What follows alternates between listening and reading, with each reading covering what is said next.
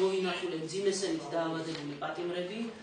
გარდა გლდანის მე-18 დაწესებულებისა, სწორედ იქედან გამომდინარე, რაც სამუშაოც მე გავწიე, კვლავ დედათა კომიტეტს ერთი წარმომადგენელი ყავდეს მონიტორინგში. ჩვენ დღეს შევიკრიბეთ დედათა კომიტეტში იმასთან დაკავშირებით, რომ წარუდგინოთ საზოგადოებას ჩემს მიერ გაწეული სამუშაოს შესახებ მონიტორინგის საბჭოში.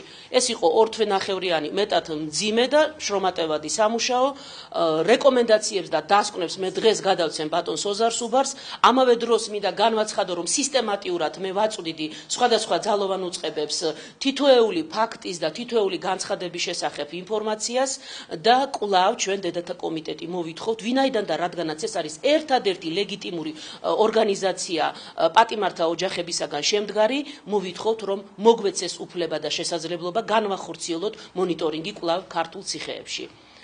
პირველი ჩვენი მოთხოვნა არის სასწრაფოდ გავუქმდეს ორთაჭალის ნომერი პირველი დაწესებულება, სადაც ყოვლად წარმოუდგენელ უსასტიკეს პირობებში იმყოფებიან პატიმრები, იქ იმ პირობებში ადამიანის მოთავსება ყოვლად ესა დანაშაულია, უამრავი ათობით და ასობით პატიმარი, მძიმესენით დაავადებული, უმძიმესი ავადმყოფები რჩებიან საპატიმროებში, რაც ყოვლად დაუშვებელია და დაიწყოს ქმედითი მუშაობა ეგრეთ წოდებულმა უდოს კომისიამ, პირობით ვადაზე ადრე გათავისუფლების კომისიამ. ახალი ჯგუფი უნდა დაკომპლექტდეს, ჩვენ სწორედ ლეგიტიმურად მოვითხოვთ, ისევ კვლავ მოგვეცეს შესაძლებლობა ამ ჯგუფში მივიღოთ მონაწილეობა. მონიტორინგის ჯგუფი საერთოდ შეჩერებულია და 14-მდე ჩემი ინფორმაციით ვადა რომ შედგეს ახალი ჯგუფი და მე აქ ვარ იმიტომ რომ სოლიდარობა გამოვუცხადო ქალბატონ ქეთის და მის ორგანიზაციას რომ აუცილებლად ახალ მონიტორინგის ჯგუფში იყოს ქალბატონი ქეთის ორგანიზაცია წარმოდგენილი, რადგან ეს ორგანიზაცია ნამდვილად